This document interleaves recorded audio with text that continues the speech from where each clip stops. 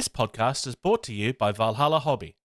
If you use code GT2305 at checkout, you get 5% off any order over $100. Check them out at Valhalla Hobby today.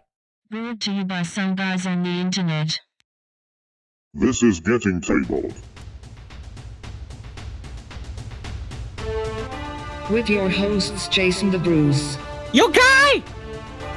George the Yang, I hope you are all entertained by my inaptitude. Jason aka Major Socks. We've been doing this and talking about various stuff. One of the stuff. Now sit back, relax, and get tabled.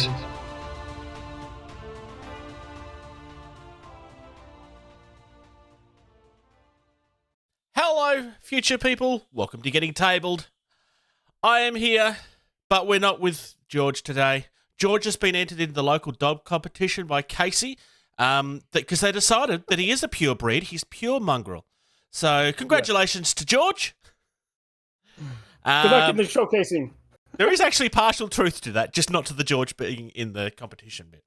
I'm also here with the main man. He truly is the main man today because today is his 18th birthday. Yeah, plus a few more, but we won't get into the specifics. But yes, appreciate it, Bruce, and everyone that on Facebook threads out there who's wished me happy birthday. It's been an enjoyable day. Thank you for not leaving me by myself, which I'm sure was a possibility at one point. I don't know. There could have been, because I could have had some friends from our past duty station that was possibly going to be staying with us the last couple of days, but their plans changed, and so yeah, I may have had to say, sorry guys, I'm out too, so we're going to have to postpone this. But I'm here, so. I just want to raise this as a thing. Out of the three of us, despite the fact that while this has been running at some point, you were literally in another country and overseas because of being deployed. I think George might still be up there with the amount of people that's lost, that's missed episodes. I reckon he'd be in contention with you. Yeah, I think so too. Because we started this the last 4 months I was over there. We started this the last 4 or 5 months that I was gone. So yeah, you would edge him out, but it'd have to be close. Yeah, it would because he thinks that dogs and other people's dogs are more important than his friends and our listeners. Yes, you should all be ashamed of him. Let's get into it.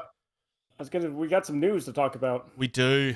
Newly received or noteworthy information, especially about recent or important events. Starting with, honestly, quite a sad story. Well, I mean, it is and it's not. So, Knights of Dice we've talked about a couple of times. I've got a couple of reviews on the channel, on the podcast channel of products of theirs. One is kind of like a very fast version of me building something and then giving like thoughts on it afterwards. I've also done an opening of a gaming mat that they started selling a couple of months ago.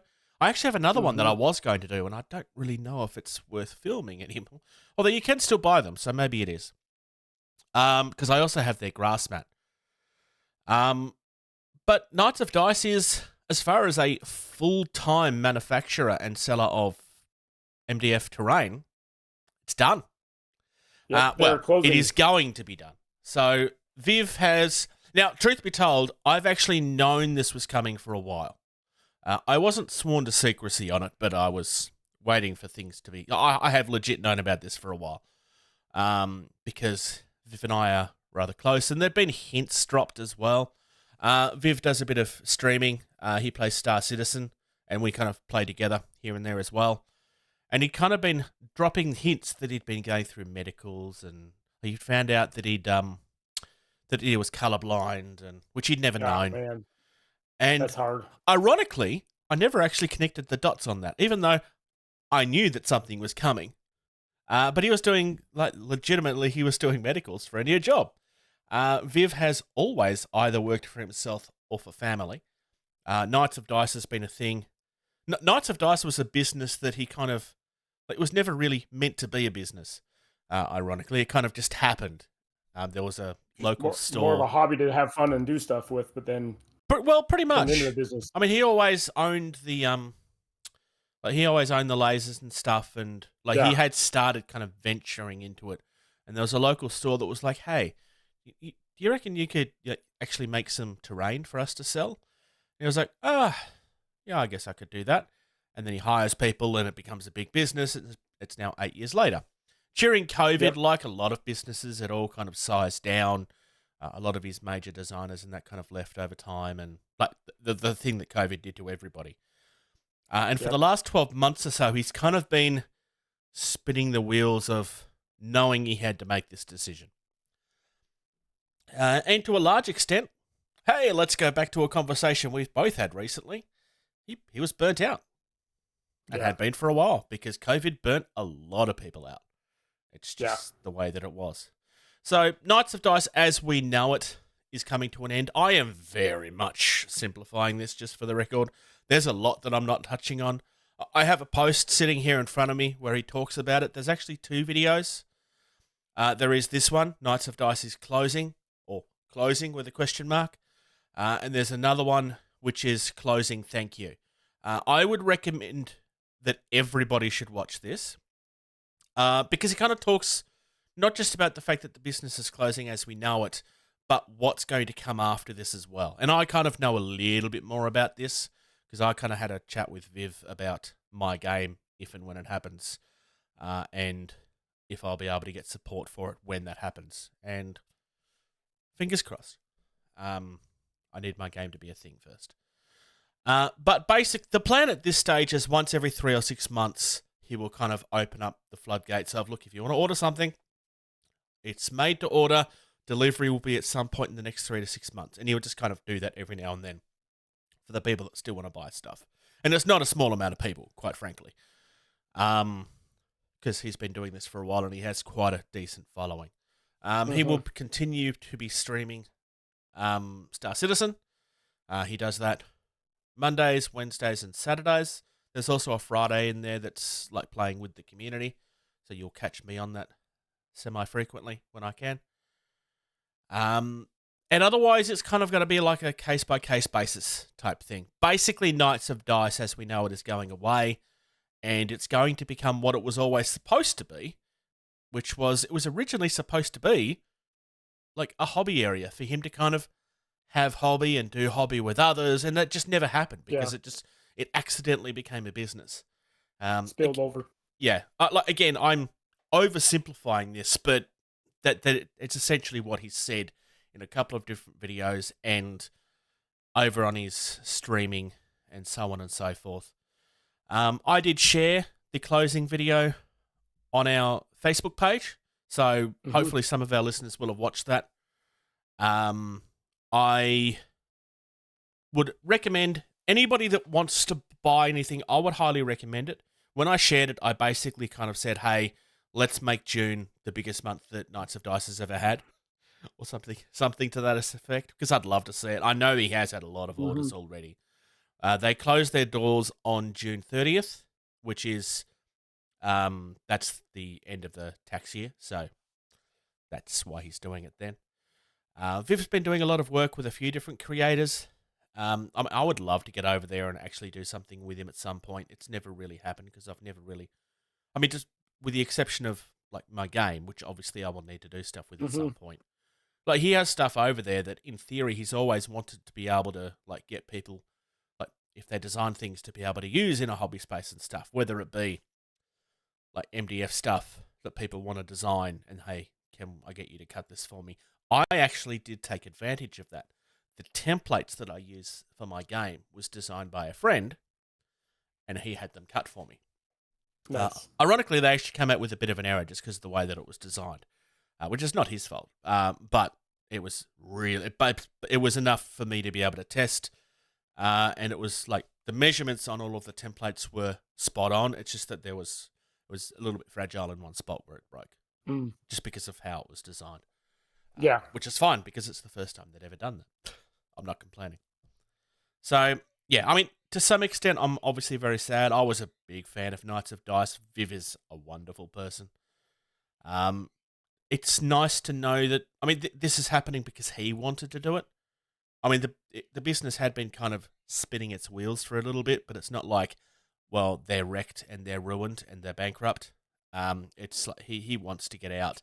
he kind of needs to get out. It's kind of like it's a lot of little things that's kind of added up to Yeah. this. So it's not all bad, and Knights of Dice will still be around, just not in the same way that it always had been. In the mainstream. Yeah. Yeah. I mean, I have quite a bit of Knights of Dice. They have like a full-on modern range of terrain, and I've been buying pretty much periodically, like once a month, I've been buying some stuff to add to my collection for Entropy City, because when I get to the point of being able to show this to people properly, as opposed to helping You want a full playtest board. it, I want to have a full board, and I want to have a board that looks like it was designed to be together. So Yeah. that's the plan. Thanks, Viv. Moving on. Moving on. Viv will listen to this at some point and get all blushy and stuff because he hates when I shared the unboxings and stuff with him. He's like, "Oh, I hate watching people look at my products." Printable scenery. We've covered these guys a couple of times. They're fairly well known. Let's be honest. Yep. They are literally printable scenery. This time they are doing glooming swamps. Which is not like they've done swampy type things before, but it's not just that. So basically, it's like an overgrown forest. It can kind of work for D&D. It can kind of work for Some swamps in miniature games and stuff. I mean, there is definitely some stuff here that's fantasy-esque, but nothing that would feel out of, well, other than the monsters. Yeah. You could have a swamp board for a historical game, and I think most of these buildings would work, honestly. Except for, like I said, the monsters, which obviously you wouldn't be throwing on for a historical game. Unless you want to do that famous historical battle where everybody was attacked by trees. Because Lord of the Rings is a real thing. I really like this, honestly. It looks really, really pretty. I love the treemen. I love the fact that they're not just the same treemen that everybody else did. I love that I was it's going to the say, I roots kind of that's like the walking. turtles. Oh, the giant turtle is awesome. The giant turtles look awesome too, with the trees growing out of them off Yeah. their shells and stuff like that. It looks like one of the giant Apollo, whatever the islands is called, Apalago Islands? Archipelagos. That one. Yeah. It looks like the giant tortoises from out that way. Yeah. I really like it. The thing I like about the treemen, but generally speaking, most treemen end up looking the same. But Mhm. and you've got one of them that kind of have that fairly cliche look at this. Cliche is probably the wrong word. But you've also got these ones where it's literally the roots that's walking. And they look like, it looks like a muscle man that's skipped leg day because they got this tiny little leg supporting this giant monstrous body. I love it. It's so silly, but it's the right kind of silly. Yeah, I like what they're doing here. Yeah, It's does going look- well look too. Nice. New Zealand company. So it's doing rather well. You can buy into this at a fairly low amount. It's a 90 New Zealand dollars, which is $84 for me. I think it's around 60-ish for you somewhere. I haven't looked that up. That's just off the top of my head. Did you see the bridge toll? The bridge. Oh yeah, that was the first. Yes, the big One fat of the thing. first unlocks. It looks like a troll or a bridge laying down, but then he stands up and is a troll. That'd be so fun. Oh no, I don't think I've seen that. It's one of the unlocks for the stretch goals. I'm scrolling down. I was going through the video. After you get some boats, you've got a bamboo barricade, and then the next one down is a bridge troll. Oh, that's incredible. So I guess the way you would play that is that you're walking across this bridge, and then all of a sudden it comes up, and you just slide off the side of him. Maybe Something like that. Yeah. you could either play it so that it hurts you or that it doesn't, depending on how you want to go about it, I suppose. Yeah. Hell, the small bamboo scatter isn't bad either. I mean, it's very No, it's simple, not. but Shrine of the Swamp Beast. Yeah, they got some good terrain. Yeah. Oh, there's a plague tree. Oh, you can put... Oh, I'm seeing even more stuff that I like the look of now. There's an unlock for the turtle to make it into basically a fort. Yeah, I saw that. Yeah. So this stuff looks amazing. I definitely would recommend looking. My recommendation is if you have an FDM printer, then I'd be looking at this stuff. Like The like the beasts and stuff will come out on a resin printer, all right. But the terrain itself, I mean, whilst you could, it's much harder and more expensive. And honestly, just print this stuff on an FDM printer. You'll be happier. I have tried a few of their files on a resin printer, and they came out nice. It's just not worth it. You're better off just using the FDM printer. Because the extra money that it costs you to print it in the resin just isn't worth it, in my opinion. So, yeah, really, really nice looking stuff. Atomic Mass Games, a company that Sox is kind of on at the moment, which is fine. Mm-hmm. We have 2 new sets announced for Star Wars Shatterpoint. I think it's pretty safe to say at this point that, yes, it is going to have that overwhelmingly large support of things coming out all the time. Like, it's been a matter of a month and a half at this point. We already have 6 things coming. The game hasn't even released, and they've announced 6 expansions. Yeah. And don't get me wrong, each of these expansions look good. The Witches of the Dathomir, it's not the one that jumps out at me. It's got nothing to do with, like, it looks really nice. It's just not characters that I feel for. Because I haven't watched Clone Wars. I'm actually trying to watch it at the moment, but I haven't gotten to this point. Obviously, Maul's brother, or at least I think it's supposed to be Maul's brother. I can't remember who it is exactly. I want to say you might be right. It's been a while since I've seen that episode. I'll have to go back and look. I'm pretty sure it's meant to be his brother or somebody that he's close enough to that he calls a brother. But as far as this wave is concerned, I don't think there's much controversial in saying that I'm sorry, but Mace Windu is a better box. It looks much better. Commander Pons looks amazing. Over Squad. Yep. Yeah, so the next one is the Party's Over Squad, which comes with, like you said, Mace Windu. And then a couple of clone commanders, pawns, and then 2 ARF troopers. Yep. So, I think it looks absolutely phenomenal. It shoots the other box out of the water, in my opinion. It doesn't look bad. It just there's nothing about it that really jumps out at me in the other one. Yeah. And I suspect that that's just because I haven't seen it, so it doesn't do anything for me because it's not supposed to. Like, this is drawing on nostalgia I just don't have, I think. And that's not necessarily a bad thing. It's just, it's not a box for me. Yeah. And when it comes to the amount that they're releasing thing, I mean, that is definitely going to be an issue at this point for some people. But it is what it is. Mace Windu is a box that looks amazing. It's probably the first of the boxes that's made me go, ooh, maybe I do kind of want the good guys. Because honestly, a lot of the good guys, even the nice looking ones, I've just kind of gone, I'd rather just have the bad guys. Because all of the troopers kind of look the same-ish. These ones actually do look a bit, I mean, they're all sculpted differently, but yeah. Clone troopers always have that problem. Clone trooper is going to be, well, stormtroopers too. It's hard to get a different pose for a stormtrooper or a clone trooper unless they're holding a different weapon or whatever. So yeah, and even when they are, they still kind of look the same because they literally are all the same. It's literally the point. So yeah, this is the first one that's kind of jumped out at me, which is a good thing. Moving on, we have a number of different War Cradle things coming. So first and foremost, we've got UFOs coming for Dystopian Wars. Yes, these are the Commonwealth. Sorry, not Commonwealth, Enlightened. Yes. And boy, do they look nice. Mm-hmm. Boy, do they look nice. So, they're different to everything else that's been done so far, which is nice. Only thing I will say is I don't really know how I feel about the dual layer thing. That's agreed. Kind of a little odd. I mean, I'm sure that there's a reason for it. I understand it's supposed to be it's going to be a carrier that's going to spit out your SRS tokens. So those little fighter-looking tokens down at the bottom, from what I understand, it's going to spit those out. So that's kind of like an aircraft carrier, flying aircraft carrier, but in a flying saucer status. That makes sense. I like this quote that they have just before the Thule, just after the Thule Sky Fortresses. Glorified balloons I can understand.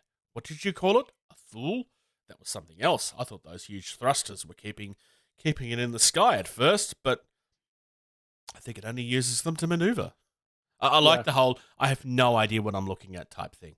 It just feels very appropriate. I mean, us in modern day, we know what a UFO is because it's been used in sci-fi so much. Sci-fi so much. But in this point, like, it is literally nobody would understand it.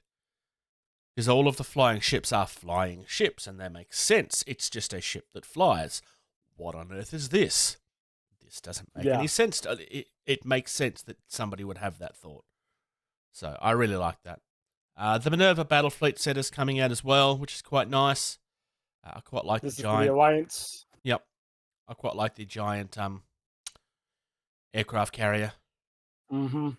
That kind of feels like it's been super glued onto a battleship. Yeah. Got a bunch of cruisers and frigates. Yeah. Some destroyers. Some of which appear to have cranes on them by the look of it. Yeah. And then you've got the advanced squadrons for the Commonwealth, which is giant drill cannon flying things, and some hovercrafts. Hovercrafts, that's the word I want. Hovercrafts are always awesome. I don't care who you are. Hovercrafts are brilliant. And then we have a new platforms and objectives set. This is the second of these, I believe. So that's just something that works for everybody. Yeah. So because we had one of those that got shown off last fortnight, I think. Yeah. So that was a campaigns and objectives set. This is kind of your platforms. The campaign set comes with a campaign system that you can use to play games in. So this will just give you more platforms because each faction can actually bring their own platform of some sort. But then there's also missions, and I'm guessing there's going to be more in the campaign set where these platforms are going to be used as objectives that you're going to try and fight over on the battlefield itself. So I imagine that most of this is going to be fairly easy to build too, honestly. Because I mean, the flat platform, the guns will have to be glued on. Although I would probably leave them separate because there'll probably be options. Yes, I'm going to probably magnetize mine. Because I'm magnetizing all my stuff at the crown. Honestly, I don't think you'll need to. Because it's not going to move. I reckon you'll be able to just sit it there. I mean, unless you really want them. It's probably a waste of magnets. I'm going to use them on my crown because I'll be moving them around on the board. Yes. So the crown, exactly. But yeah, you might be right on these platforms because you're right. They're just going to stay on the board until you're next to them, and then you're still not going to really move them around. So yeah, you're right. I'll probably just leave them as is. Just see how it goes. Because the small platforms are just exchangeable on the big one. It's the same size from what I can say. The only other thing I will say, and I kind of feel silly for saying this, but I think the wreck marker is the nicest looking thing in the box. It feels like a really dumb thing to say, but it looks really nice. I mean, the miner's cool too, but... Mm-hmm. That wreck looks amazing. I don't know. It feels like it's a dumb thing to say, but I really do think that wreck is much nicer than it should be. I mean, ultimately, you could just put some scrap and some sprue on a base and then call it done, but this is call it a wreck marker, yeah. Moving on, we've got some new terrain because, I mean, terrain is something that Warcrate will do as well, and it's all pre-painted and it's all lovely.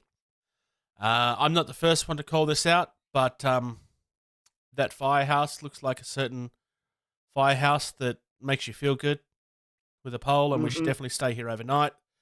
It's not a direct copy of the Ghostbusters firehouse, but it definitely reminds me of it. Yes. I like the little cars too. I mean, they're very simple. Yeah. I have seen MDF cars done better than this, but these are really nice. If anything, I think I prefer the second one because there's more angles and stuff in it than I do the first one. But I kind of like this. The Elder sign is straight out of a certain zombie movie. I can't think what it's called right now. But it's the comedy zombie. I'm trying to remember too. But yeah, it's the pub at the end of the end of the street that they're all trying to get to, just so they can have one last drink before the apocalypse kills them, and da-da-da-da-da-da-da-da. I think this stuff looks really good. I mean, it's all simple, which is fine because it's MDF terrain. It should be simple. But a lot of this stuff is done nice enough that you can kind of forget how it was built. The mailboxes is a good example of that. How do you get a curve out of a flat surface? Well, you just cut it the other way. Mm-hmm. Yeah, it's very pretty. There isn't a pole inside in the middle of the firehouse, which is disappointing. But also, to be fair, that's how you're going to do a pole. Cool. We're smashing through this. This next story is... I'm going to try and be very careful with what I say in this next story, because I want to make it very clear. I have opinions based on fact about one of the companies involved in the next story. All of that fact is stuff that we have promised to talk about, but I have not spoken about at this stage because we're saving it for a certain thing that is hopefully eventually going to happen. Mm-hmm. But I want to make it very clear. None of the negatives I have anything to do with Elric Hobbies. Stefan is amazing and deserves all of the credit. He is really, really good at what he does. So, Elric Hobbies has purchased the IP from Secret Weapon Miniatures. So that means the resin bases, which at one point were among the best on the market, I would probably argue to say that Elric's were better than those at one point. But he was also getting into it when the other company was going under. They've also purchased the remaining warehouse inventory, so the stuff that didn't sell before the company went under. Mm-hmm. Eric's Hobbies will be adding bases, brass etching, tabletop dungeons, individual terrain tiles, and more to their website. So he's purchased the IP for Secret Weapon Miniatures, and they are now his property. There's an exception to this that is very important to this story. The HD bases from the Kickstarter are not included in that. And to be fair, I would argue that's a good thing. We have it on pretty good authority to say that none of the work from that Kickstarter ever took place. There's been research done into this that I can't talk too much about at this stage. The people that were supposed to be involved behind the scenes never received the orders for the product.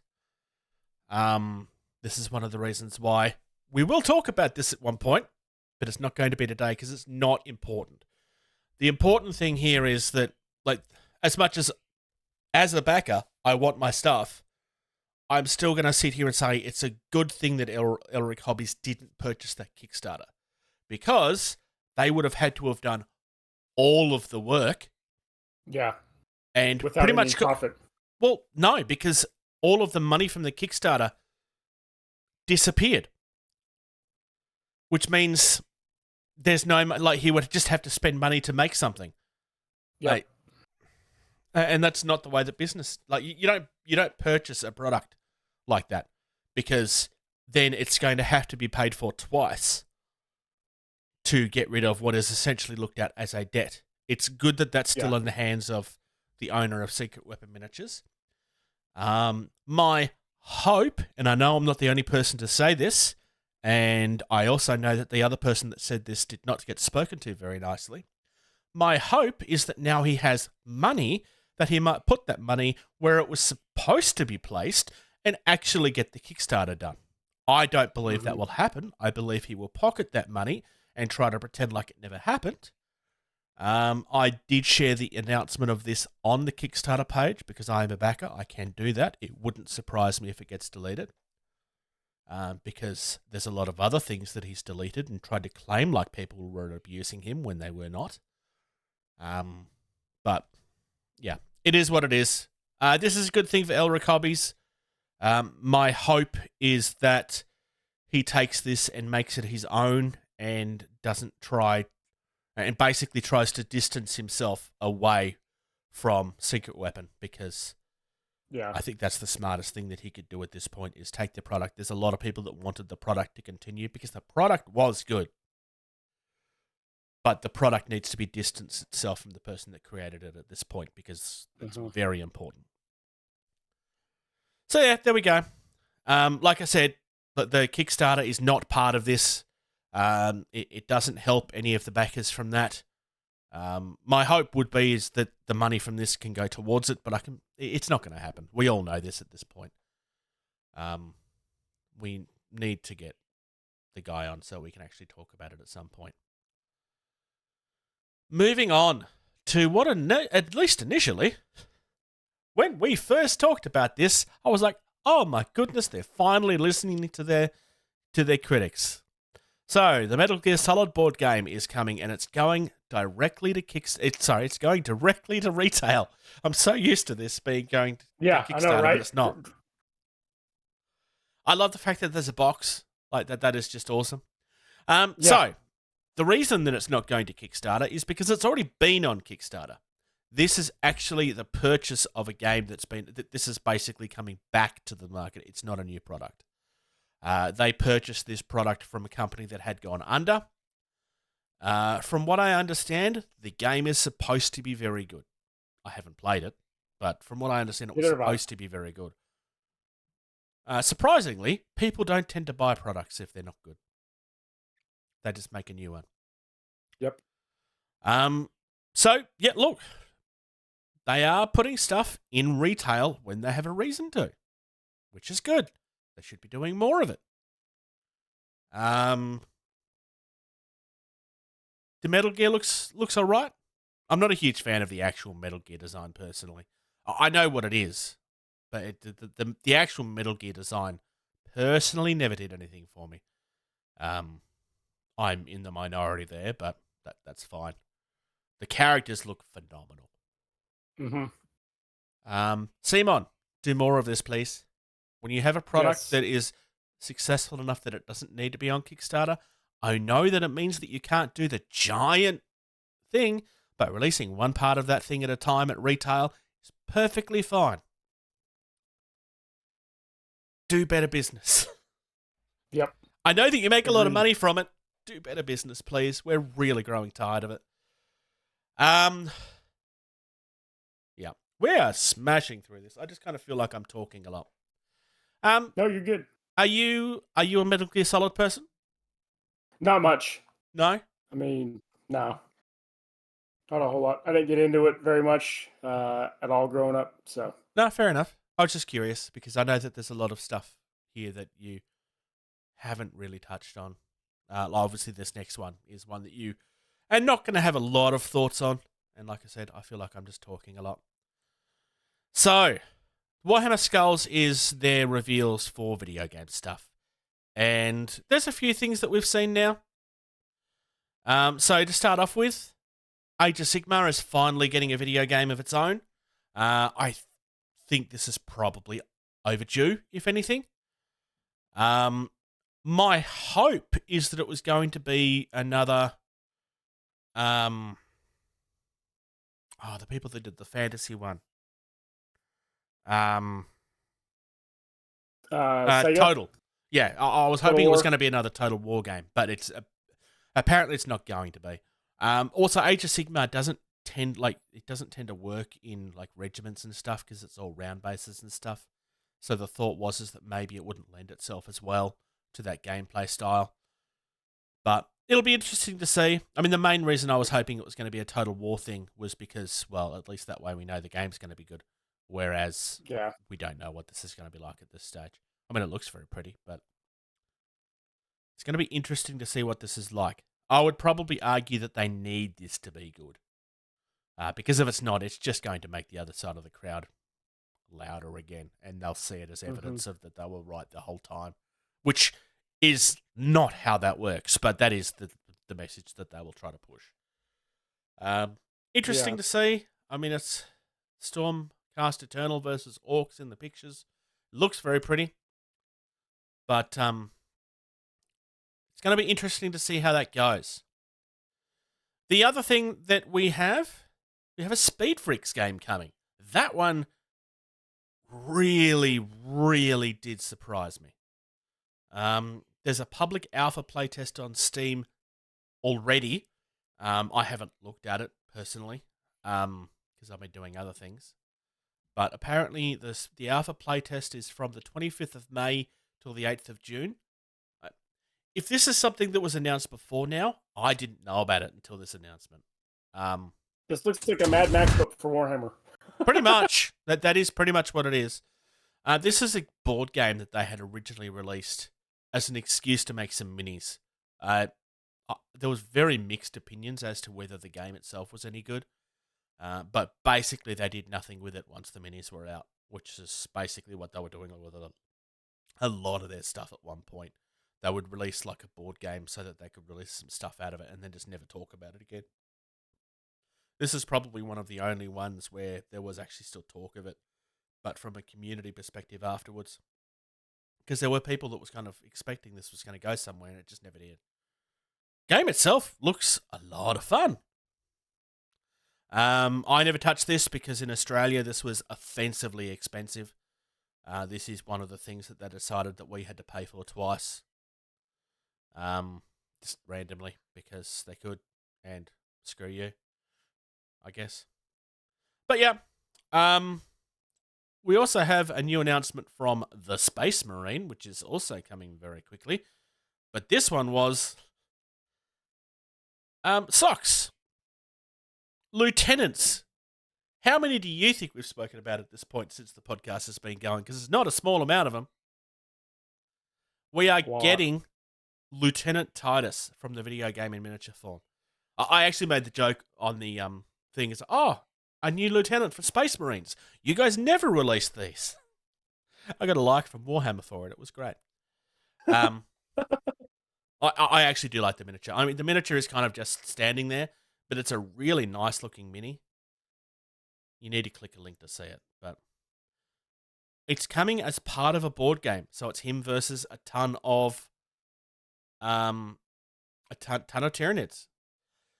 It's going to be interesting to see what this has looked like. I got to say, the board game itself doesn't look very interesting. This kind of feels like the way that their board games were a few years ago, where it's kind of like, we want to release this, so we're just going to say that it's a board game so people buy it. That's what this feels like. Because from the only image we've seen,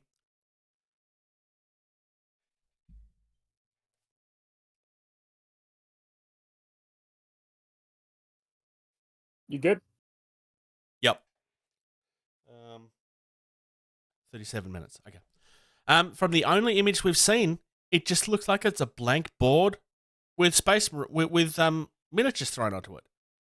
But yeah, they're not showing any of the actual gameplay, so this could be deceptive. But this looks really boring right now.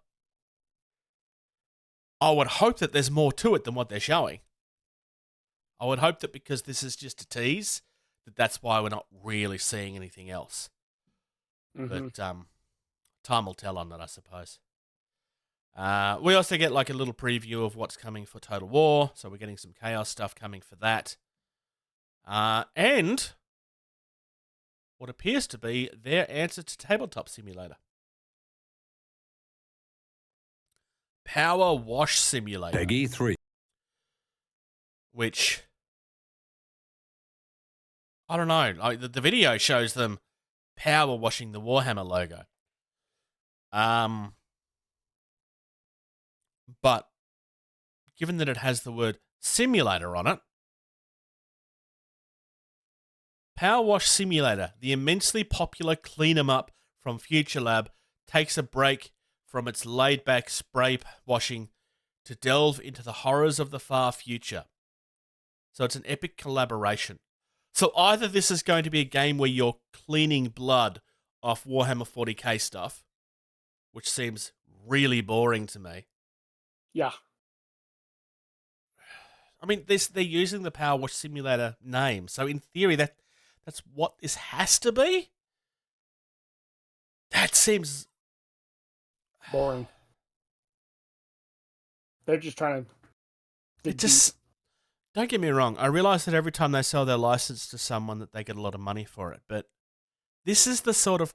If what I'm reading here is what this is the sort of thing that you should be careful with your license with. Because things like this hurt a license value. If that's all this is going to be, my hope is that it's... We made this game and it's very popular, but we're actually going to do something different with this. That's my hope. I mean, I initially saw this and I was like, oh, simulator, it must be. And then I've immediately realized, no, that's not what this is. I don't know. There's going to be some heavily watch this space on that, I think. That's It's also got a very tiny amount of space on this, so probably says how much faith they have in it too. Which if I was the people behind Power Wash Simulator, I'd probably be upset by how little they seem to care about this. Yeah. Dark Tide is getting some new content. There's a new Rogue Trader game being worked on. We got a new trailer for it. But it kind of doesn't show much at all. But apparently there's going to be some space combat in it, so that's interesting. Warpforge is a card game online. Yay, listen to the excitement in my voice. Bolt Gun. Now, I have heard nothing but good things about this game. This is basically a retro first-person shooter. Yeah. Like quite literally, that's what this is. It's an old The Doom-like... graphics remind me of like Doom or Wolfenstein kind of style graphics. But obviously with modern twists with what you can do with technology today. Yeah. I'm tempted to try this, honestly. I have heard nothing but everybody is talking about how fun this game is at this point. So, apparently it's really good. Also, apparently there's Xbox controllers for Ultramarines that you can get in the design labs. Though, I think that's just that somebody has made them.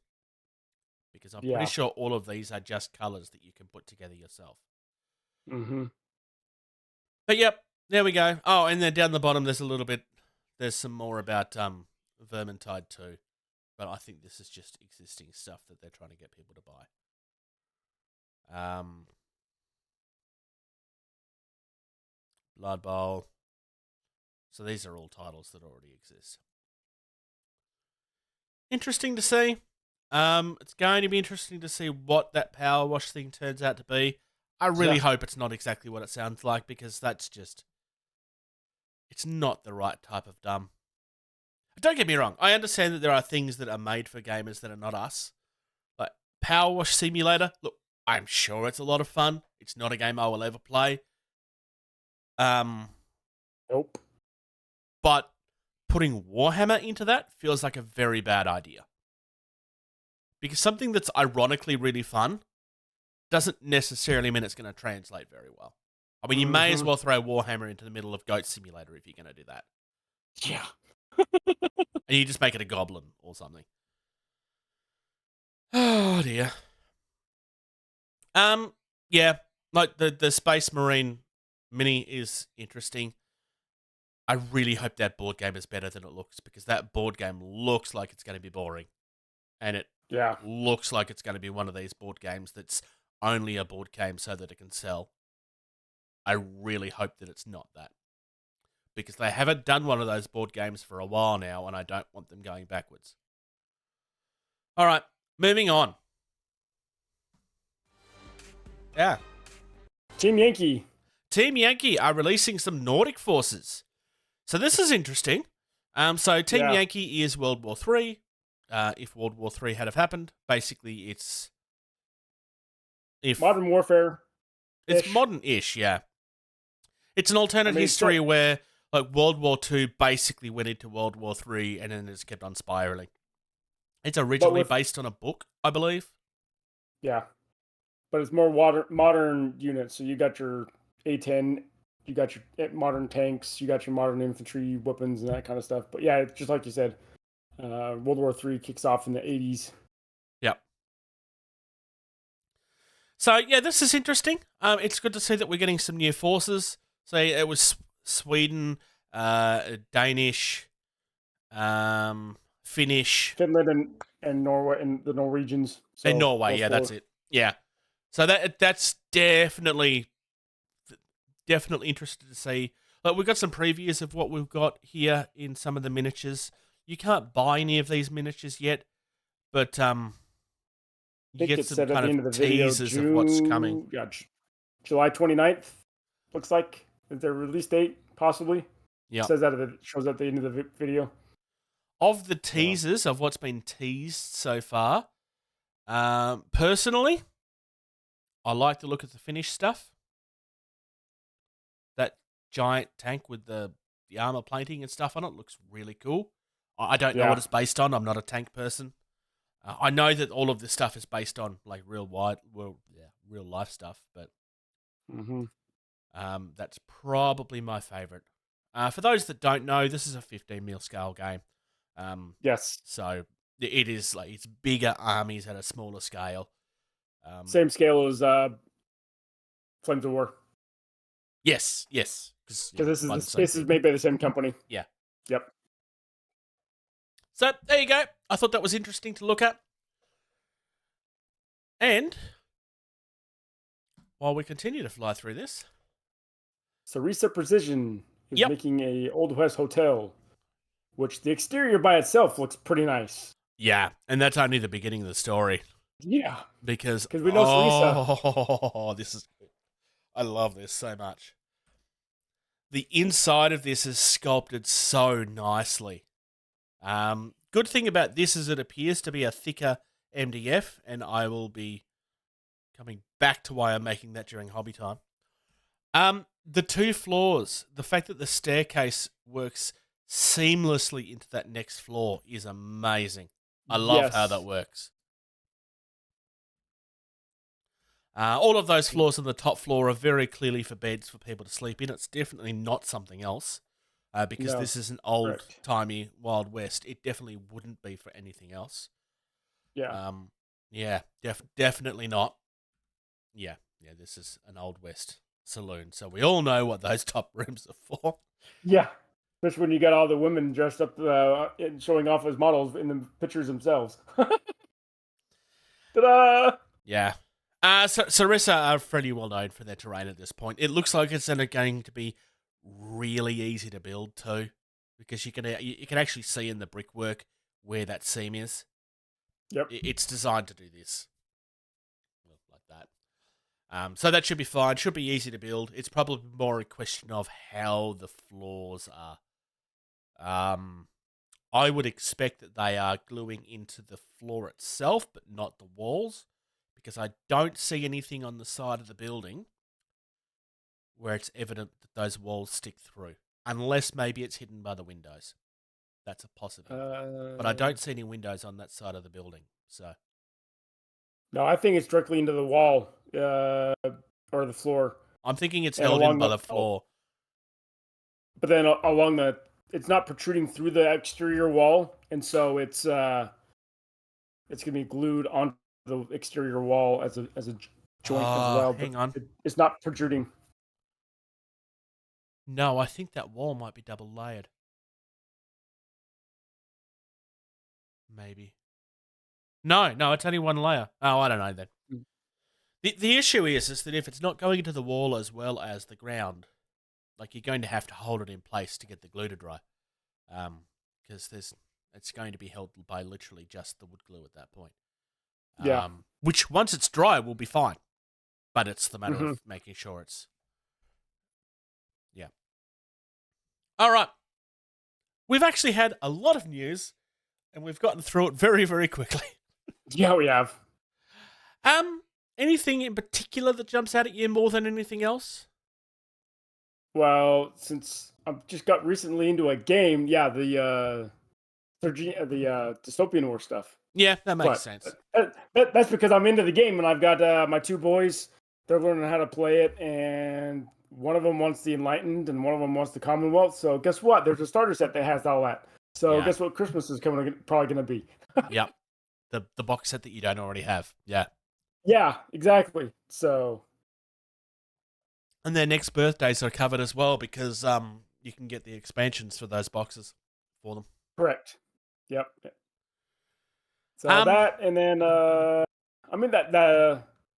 the terrain that Cerisa. I mean, I've liked Cerisa's terrain a lot, and so that Yeah. hotel looks nice too. So It's a really, really nice looking hotel. I think as far as big news stories, I mean, the Elric Hobbies is a much bigger story yeah, than it's. that's a big one too. Nobody's been talking about this yet, but this is because it was announced 2 days ago, and most of the big news story people have already filmed their news stories at that point. Mm-hmm. This is a much bigger story than most people realize because I mean, Secret Weapon at one point were really good. Whether how good they were had gone to certain people's heads and not as up for debate. And I'm not I'm not saying that's the case. I just know that other people have said that. But the fact that that product is now going to be available through another store, and it's a storefront that have proven that they will actually look after their customers, says a lot. Yep. So my only hope is that the downsides of where Secret Weapon ended up going doesn't end up hurting Stefan's business because he deserves better. And my hope is that the people that got bad done by the owner of Secret Weapon, my hope is that they will support Elric and not. Because none of what happened is Elric's fault. He's got nothing to do with it. So don't go attacking people that don't deserve it. This is the internet. I know what the internet is like. But if people start doing that, I'm going to be very upset. Otherwise, I think it's time to look at an indie. Indie. Definition. Independent. Type. Slang word. Jargon. We have V&V Miniatures, which is a company that I stumbled across these from a news article. And it was the news article about these new Indian Command miniatures. The thing that jumped out at me at first was the Camel Riders, because, oh my lord, these look incredible. Yeah. So this is 28 mil. Yeah, it's all scale that they do different scales, but this one in particular is 28 mil. This is all historical stuff, so this is based on things from the real world, not stereotypes. There is crossover here, obviously, because sometimes stereotypes are based on things that happened, fairly or otherwise. I love this. This looks incredible. They also have, there's some Indian infantry, some Indian archers, and Indian command. One of the Indian command is holding an umbrella, which is very weird. I mean, it makes sense, but it's really weird. My theory is that he's there to hold the umbrella for one of the commanders, but... Probably. Yeah. It appears that they seem to be aiming for things like Saga, which is a game that I've been very tempted by a few times, but I've never actually looked at. While we're looking at the side here under the 28 mil, pick one of the forces. Socks? Carthage. Carthage? I'm looking at the Carthaginian war elephants. Yeah, the tower that they have with the rider, with the spear, and the archer, and the guy with the big huge pole, big huge spear pike. Oh, you picked so well. I know. This is incredible. I love the guy that's about to be stepped on. That's amazing. Yeah, on the extended set. Yeah, I agree. What else do we have? We've also got some mounted cavalry. We will have a look at the warriors. Oh, you can actually buy the Roman casualty by himself. That's quite nice. Yeah. I think I'm also going to have a look at the Vikings. I quite deliberately didn't pick what I wanted to look at because I'm like, no, if anybody's going to have opinions on what they want to look at, it's going to be Socks.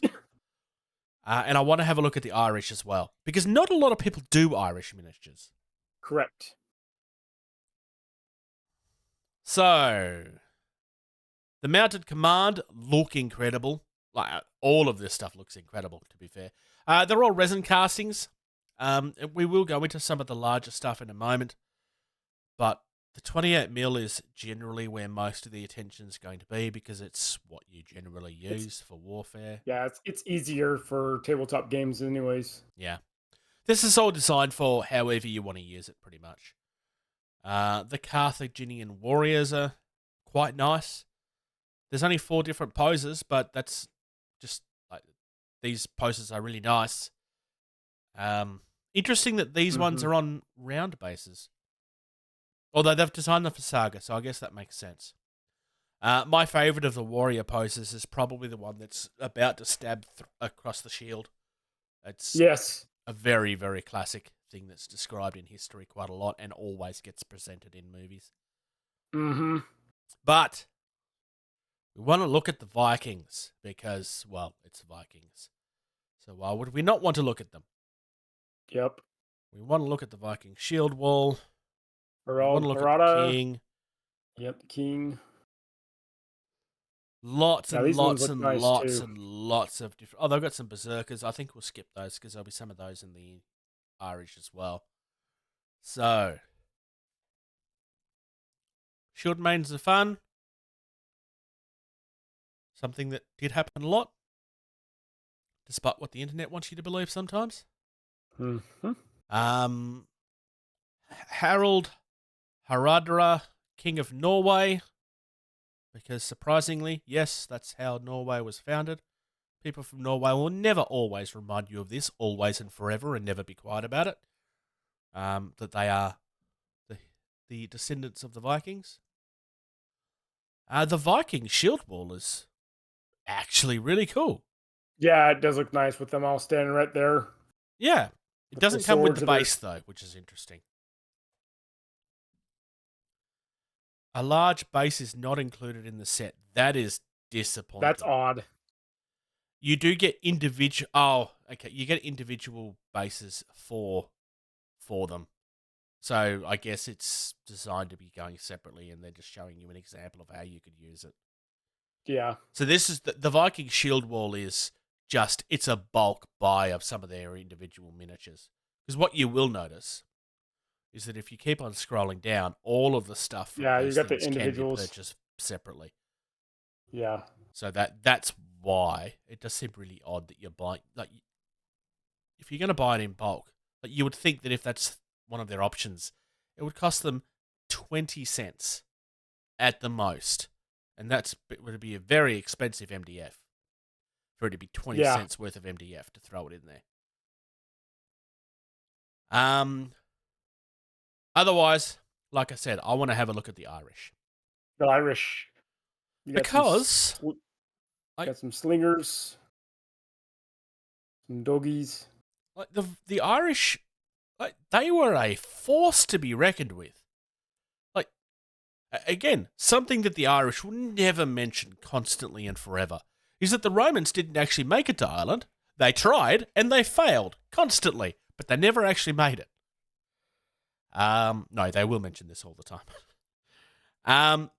I really like the guy with all of his vicious dogs, and they are actually Irish wolfhounds.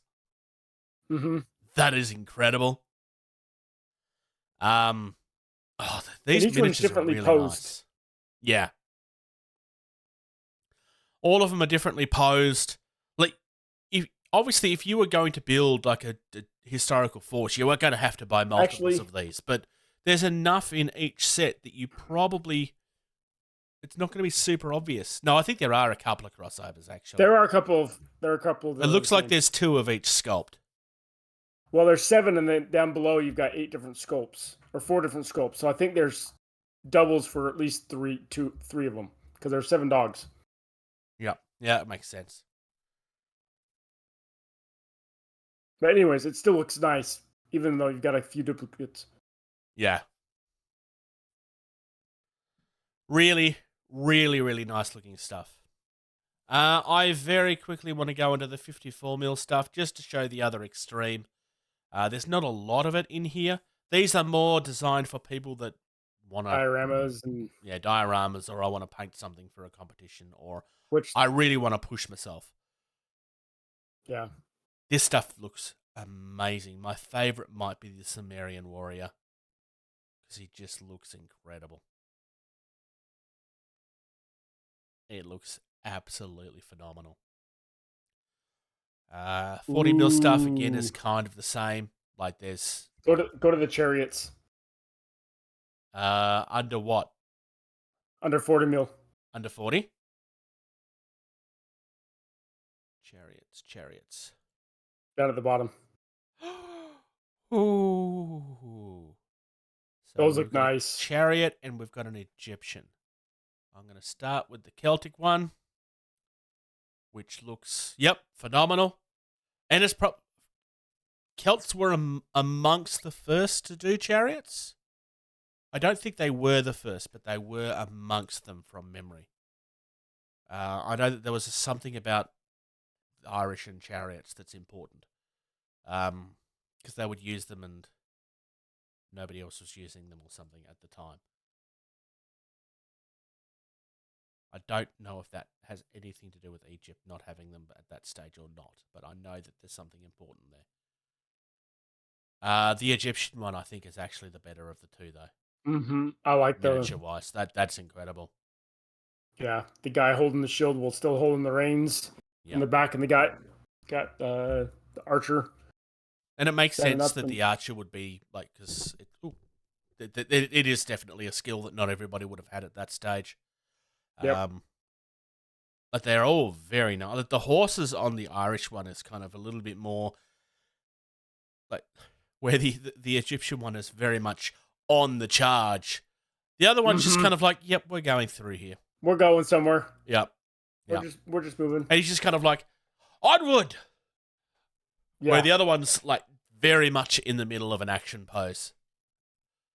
Which is, it's not a bad thing. It's just, I like the interesting, I do prefer the Egyptian one, but it's interesting looking at the two in comparison to each other.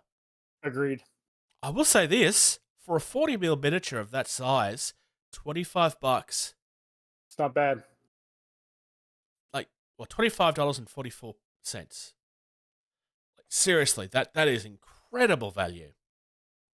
And then, I mean, we're not going to go through all of them, but under 40 mil, we've got Ancient China. Again, something that's not done very often.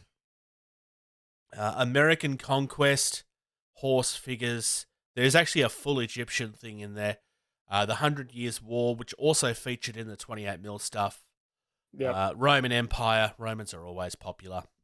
Knights is a very generic sounding thing. My theory is that these are just, it's literally just knights. Well, and none of them are on horseback, unfortunately. You'd think of a knight on a horseback. True. These guys are all... May but just not mean he always. hasn't done them yet. Yeah, that's true.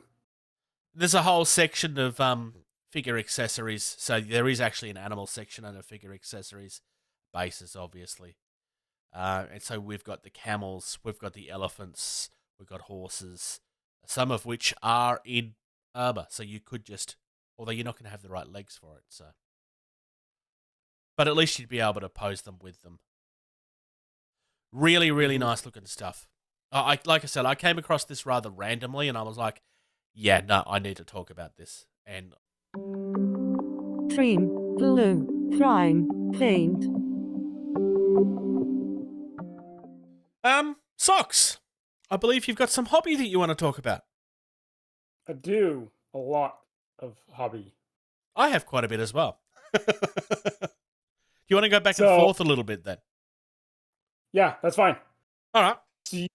So thanks to you and George, the listeners that have listened to the last episode know that I got the Beyond Serginium Skies for Dystopian Wars, and I have put together all but 4 models. I have 4 crown models still. How dare you not finish it yet? Well, technically, if you calculate the points with what I have on the Imperium side and what the Crown has on their side, they actually have 200 points more than I do in the box. And so I built pretty much equal forces and just left it at that. And then I started painting stuff. Yeah. So that way we can start playing, but then I can start painting stuff. So I have got some paint on some of my models over the last couple weeks.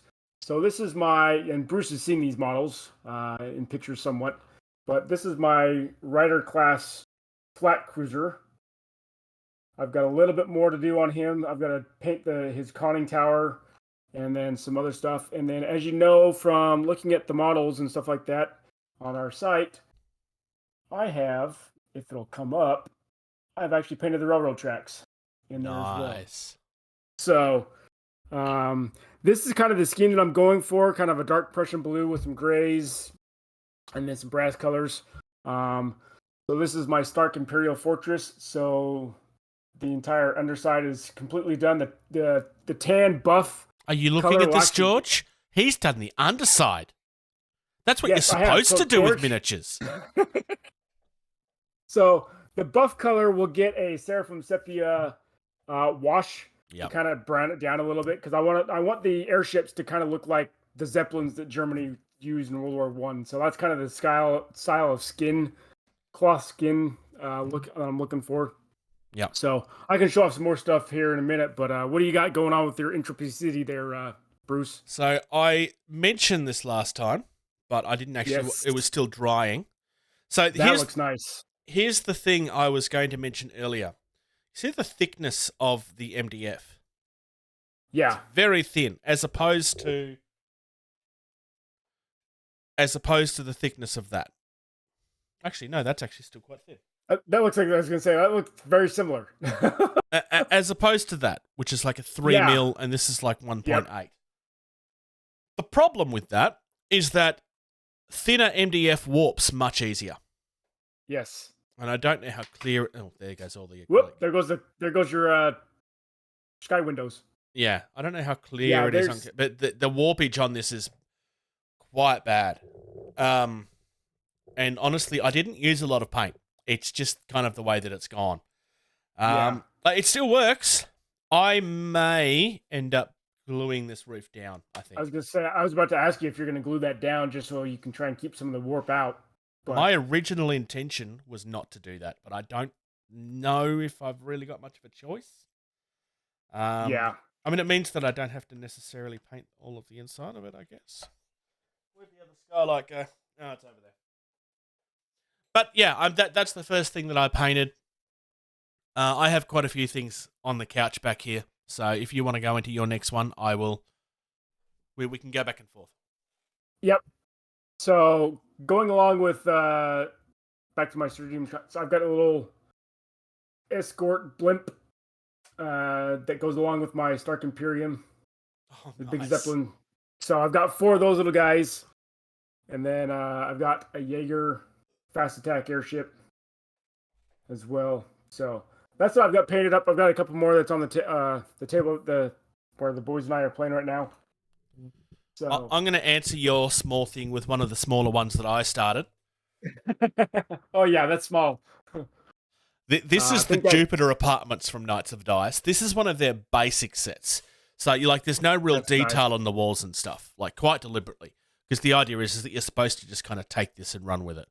I am probably going to keep this rather simple. You can see that I have started planking up some of the windows. I like how it's coming along, because I know you're asking about how to do that. If you're going to do them all the windows or just some of the windows, I like it how it looks. That's as far as I'm going to go. I mean, obviously I need to brown these out and stuff, but that's as far as I'm going to go at this point.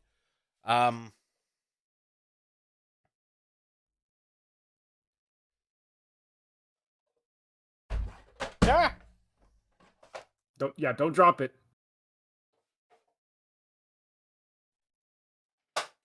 Uh-oh. I think you broke something, folks. Nope. I managed to catch it. All right. Oh, that's good. So, I haven't really painted much of the inside yet.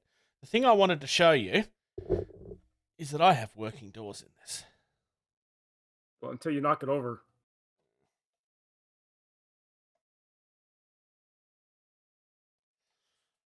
I don't think it's going to show on camera very well, but that door is open. Yeah, that's kind of cool how they can work. That door is now closed. It's yeah. That was an addition that you had to buy onto the set. One of them's actually come out because obviously I didn't glue it very well. Is that like a middle pin or something like that? There's like pins. Well, there's pins on each of the doors, and there's like platforms that you glue to the top and the bottom. I actually bought 3 sets of these, thinking that I could do it on every single door, but you can't because there's a different set of door that's shaped differently. But that's my fault. Gotcha. I didn't. That's not Knights of Dice's fault. I love this set. This looks really, really cool. Yeah. And I'm really glad that I did the different colored roof because it just kind of feels like it works. I agree. What's your next one, Socks? All right, so I showed you this earlier. So in Dystopian Wars, the mat that you play on is mostly a naval service because you're playing with naval ships and stuff like that. But obviously, you've got aircraft like my Stark Imperium. And in order for them to get cover, you can have, I've seen someone do floating islands, but I'm creating some thunderclouds. And I'm going to create other clouds as well. And my thought process is I've got some clear acrylic that I'm going to use as my base, but I want to get the stand high enough so that obviously as these guys are on the table, they can kind of fly behind it, but yet at the same time, all the ships and submarines can go underneath it and still move past the base. So I'm in the process of, and I've actually got some gold wire that I'm actually going to use and make like lightning bolts coming out of the clouds and going down to the base. Yeah. Because I've got a smaller thunderhead cloud, and then I'll make some regular clouds as well. So as I was talking to you, I'm trying to figure out what size base or post in terms of diameter. I'm thinking about a 1/4 to half-inch post just to keep it stable enough. I would go in either one of 2 directions. I would either have, like one thick one, or I would have a couple of thin ones, like maybe on the edges. Oh, so yeah, that would work too. Because otherwise, what tends to happen with these things is they tend to do this a bit. Yeah. The thicker it is, the more solid it should be. So, I mean, if you did go for like a 1/4 of an inch, that should probably be fine. Yeah, but if I did 2/4 inches on either end, that would work as well too. Keeping in mind that realistically, you're probably going to have to buy a full rod of it. Yeah. And the thicker stuff will be more expensive. Whereas, so I wouldn't go too thin, but like I would stick with something that's like somewhat reasonable. And if you end up getting thinner ones, I would put like maybe 2 or 3 around the edge, rather than just one thick one in the middle. If you have the option of getting like a 1/4 of an inch one at a decent price, I would probably go that way. But I would leave it up to what you feel is justifiable more than. Yeah. I mean, if you end up having to, like, you're only going to have to buy it once. Yeah. I'm not like, it's not going to be hundreds of dollars, but the thinner one will be cheaper than the thick one. Yeah. So I've already looked on Amazon, and I can get 1/4 inch ones at 6-inch lengths. Yep.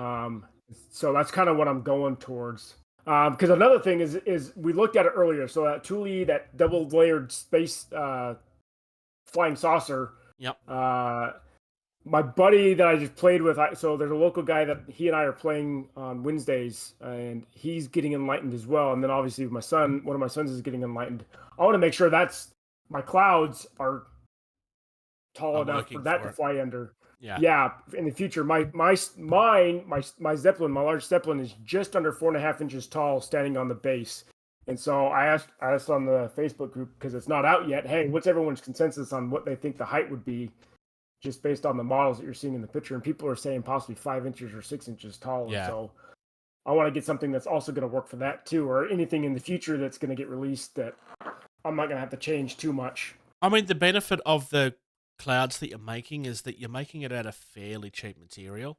So if you decided to make several different styles, like, it's not really going to be expensive to do. I mean, to some extent, I would just go nuts.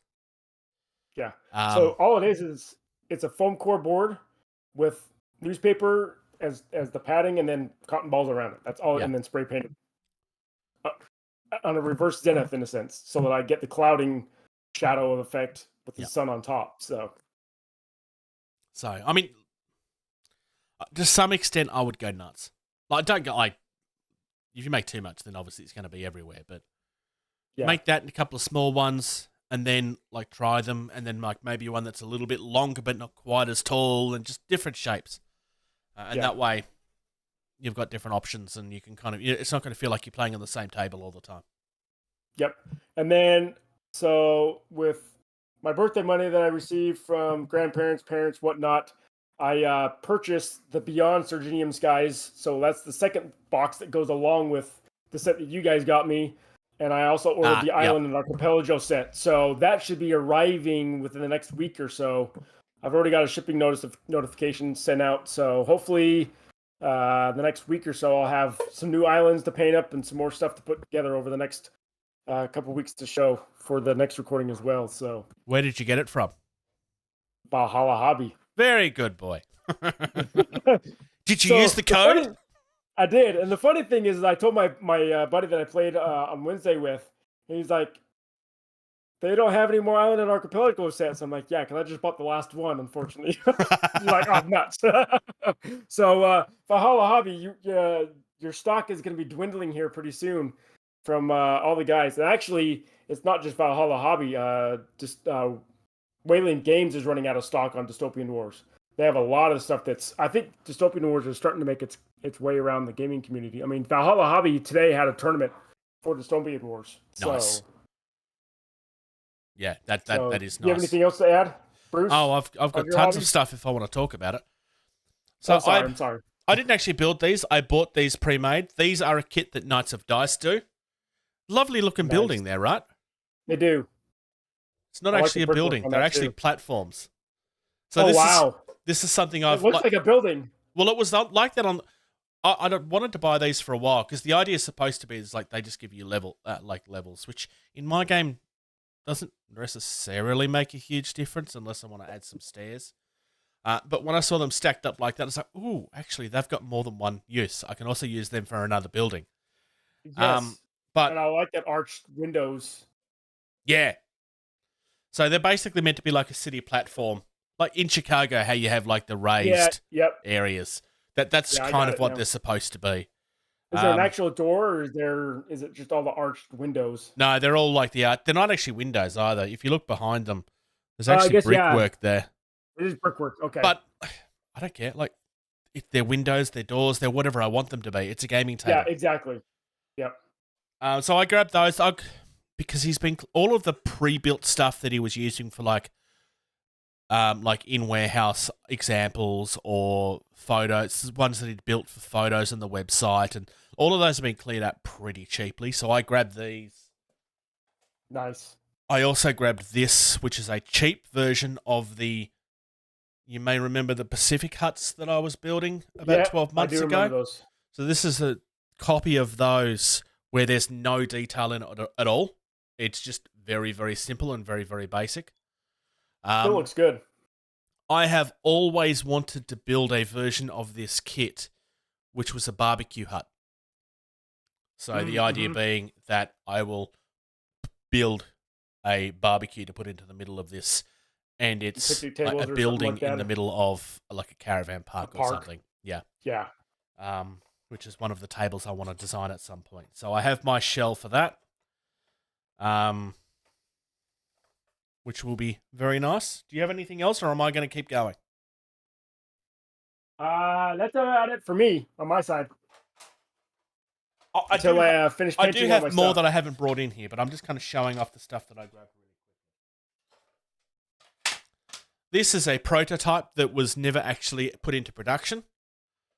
This is basically just an idea that he had of like some ruins that you could do, and it all kind of folds in on itself. Builds up really, really simply. I'm kind of building it off camera, sorry. Becomes like a city ruin. Yeah, that looks and nice. He's just kind of used examples of how you could very easily... he's just done that with a Dremel, pretty much. But you could have done that with a knife or sandpaper or whatever you wanted, really. Yeah. This is a prototype that never went into production. But this is literally just something I can slap down onto my Entropy City table as a building that just has been ruined over time. Falling apart. Yeah. Yep. So I really like that. I got that for like next to nothing, honestly. And then finally, I have a truck. Nice. I spent a lot of time painting this to make it look perfect. I'm sure you did. I spent a lot of time It almost 3D looks a little printing too this so that perfect. there was no layer lines. Somebody actually did Yeah, I ask was me if I gonna 3D printed it. I didn't. Obviously, this is just a toy that I've purchased.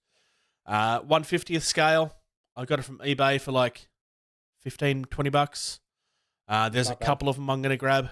But basically, I wanted to see how it looked size-wise first. The problem with buying things in scale, and I don't remember how much of the conversation you remember with Mel, but he was saying about like Yes. if you have trees, for example, that are the right scale, they would look way too big because to the eye, it's wrong. Mhm. So I wanted to kind of get an idea of that before I bought it. Now, to the eye, it kind of feels a little bit small to the eye. It's not too bad. Yeah. I mean, I know No. that it's right. Although this is probably 32 mil, not 28 mil, which wouldn't help. But even if it doesn't look quite right, it's close enough that it works. The Yeah. example I was seeing, they were using 1/56 scale, which was even smaller than this again, and I was like, no, I don't want to go that small. That's too small for me. Because even on camera, I'm looking at it going, yeah, no, that's too small. That's way too small. Mhm. So that works really well. Whether I completely paint this or I just weather it, I don't know. My theory at this stage is that I will just cover this in a matte varnish and then weather over the top of the varnish. Because I don't need to do much. I just need to make it not look new. I was Pretty gonna much. say it looks brand new, straight off the factory floor. But my plan is that this is in the middle of like it's the reason why that's a ruin, basically, or whatever I put it with. Yeah.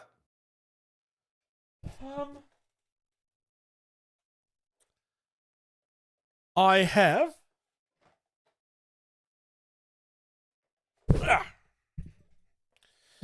I made it a little bit of an investment into Entropy City, and by investment I mean I spent like $30 buying stuff. So I built myself like a proper manila folder. Nice. In the front of it, we have a watercolor marker. These are the templates that All we've your already templates. seen. Yep. The dividers, and there's paper in the back of this as well for notes during games. I also have made some cards for testing. Now the squares are supposed to be come on focus. This Yeah, I is can see it a little bit. like that's wounds. That is maximum stress. This is supposed to be keeping track of how fast you're going. Okay. This is not meant to be a prototype for how the product will look. This is just I needed something to test with. So basically, it's a picture of the mini, what weapon I've decided that they're holding, and then it's just to look pretty. The boxes realistically probably need to be a little bit bigger because they are Yeah, they're they are quite pretty small. which wasn't really obvious until I printed them. So I've got 10 of those because I've got 10 minis that I'm testing with at this stage.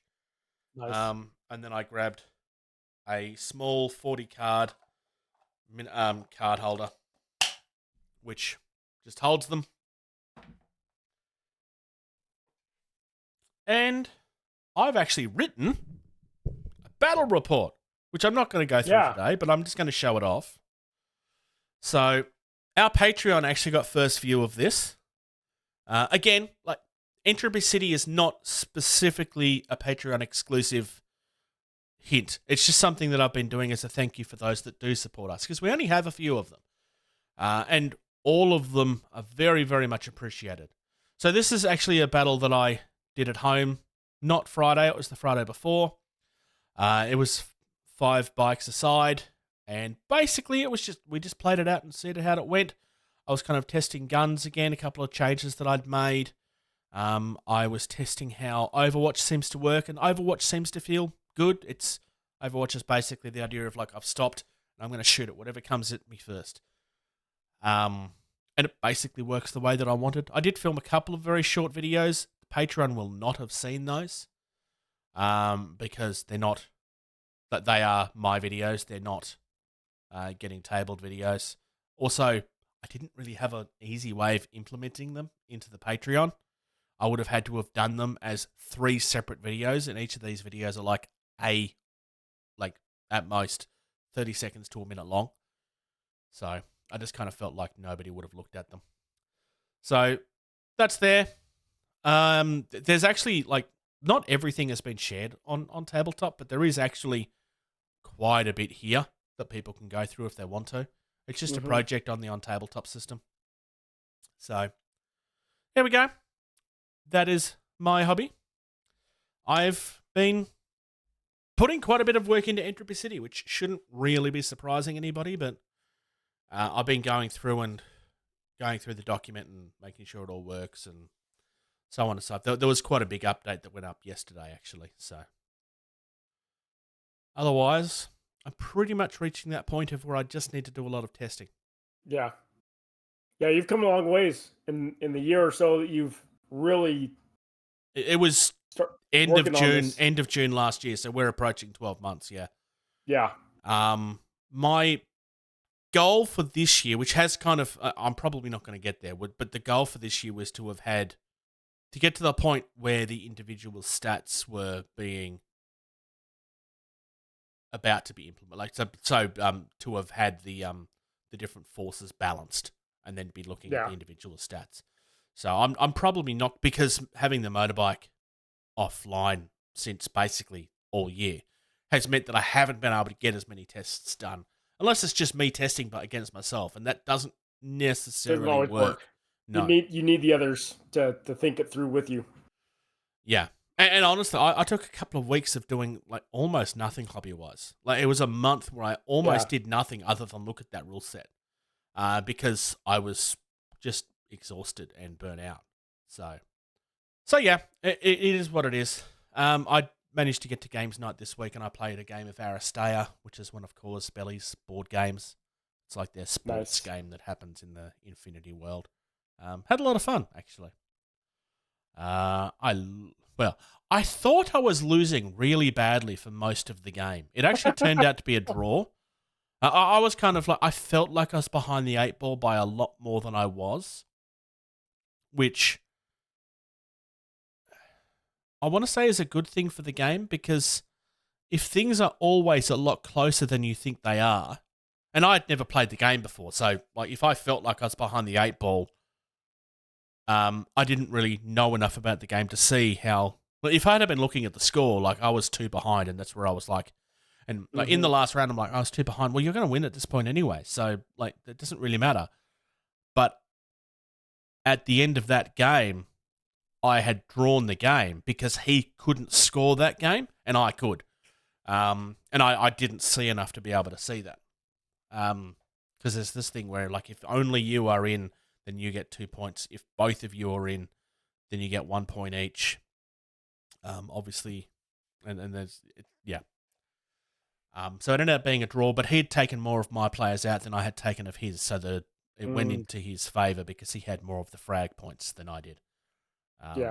So I mean, I was still partially right, but when a game can have that feeling and still be a lot closer than you think that it is, I think it says a lot for a balance of a game.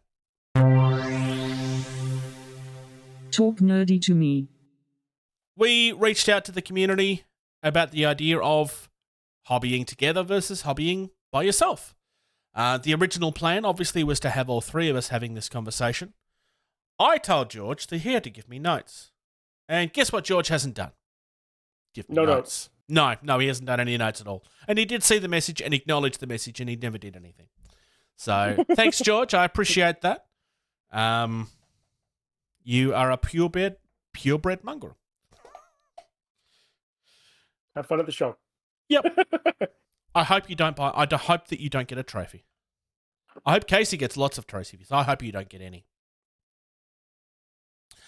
Okay, so yeah, the idea was that if you're hobbying by yourself or hobbying with a group of people, just generally the debate back and forth. Now, I have experienced both. I have done both. I don't know about you, Socks. Have you really had the chance to do hobbying with others, or are you kind of always by yourself? I mean, I guess you can hobby with the kids, but it's not really the same. Yeah, so in terms of like putting together models and stuff like that, I've been able to do it a little bit with them, because they got into Star Wars Legion a couple of years ago. They're now wanting to get into Dystopian Wars. One of my boys is into Victory Sea, which I have as well. So So in a sense, it's nice that they're at that age that I can introduce them into this hobby. But then actually putting stuff together as a group, other than sitting around at a game store and putting stuff together, no, I haven't done that myself. There is a group at my local store that I play at that, they are usually at the store pretty much every single night because they're single and whatnot. That would have been me at one point.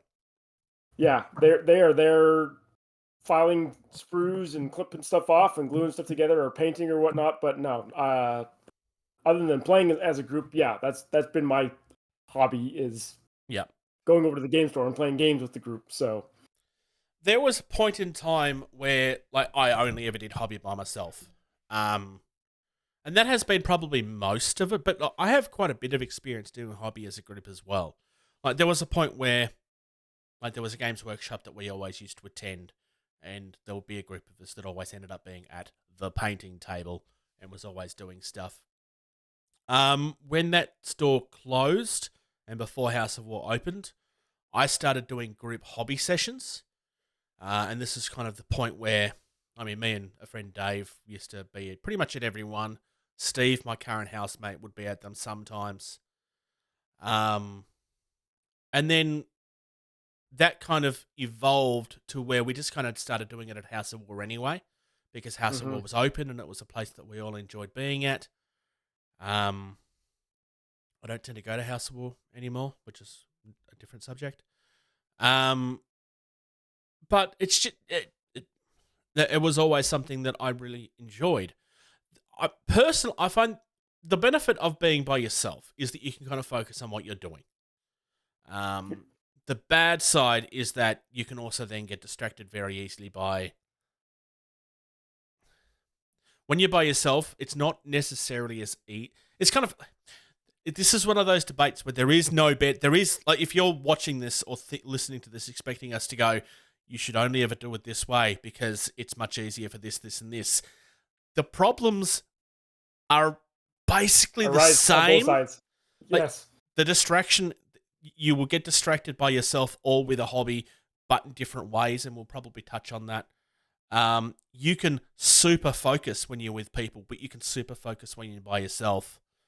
I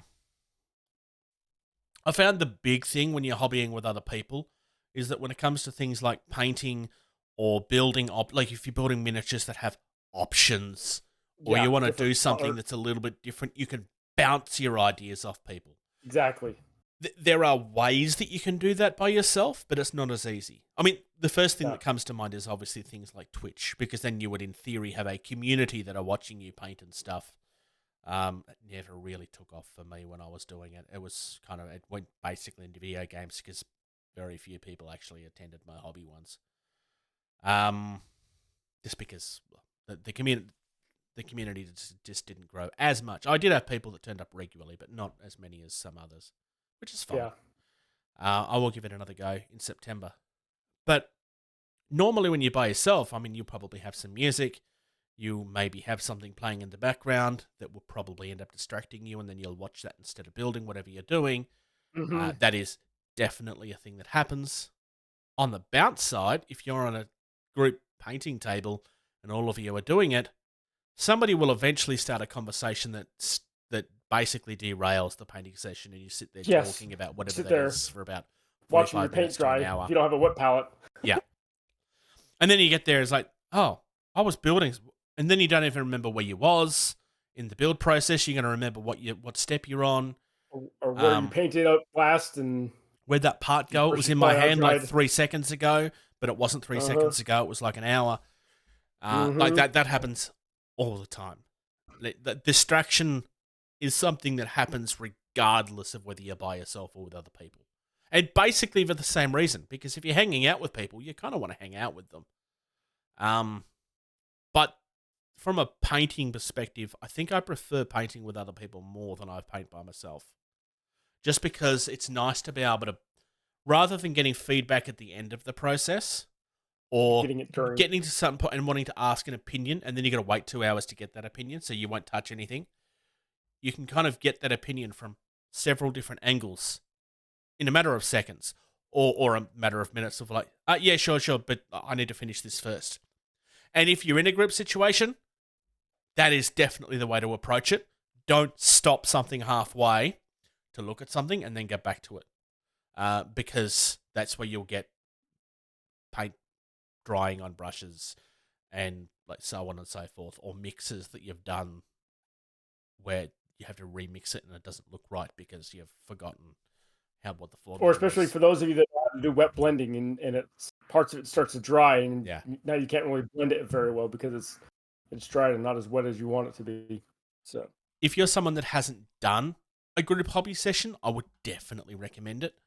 But at the same time, if you're going into a group that's already got a flow going, like just keep in mind that that is going to be a thing. Like you are going to want to ask for people's opinions at some point, and you should, but you also need to understand that other people also have things that they want to do. So you need to understand that like you won't necessarily get the answers that you want immediately. Or hey, they may not even really have an answer for. Not everybody thinks the same way.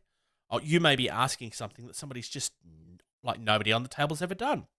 Wet blending is probably a good example of that. It's something that a lot of I've kind of toyed with wet blending, but if somebody asked me about wet blending, I wouldn't feel comfortable enough doing it to give advice.